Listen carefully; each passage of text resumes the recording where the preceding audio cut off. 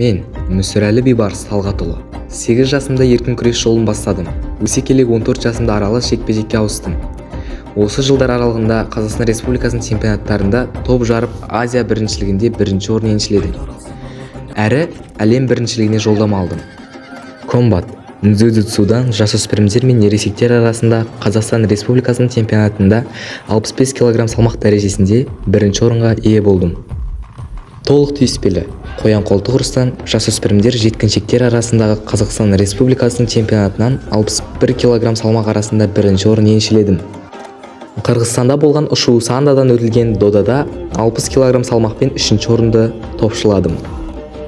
Және де халықаралық республикалық жарыстарда жүлделі орындарға ие болып келемін. Тыңдағандарыңызға рахмет.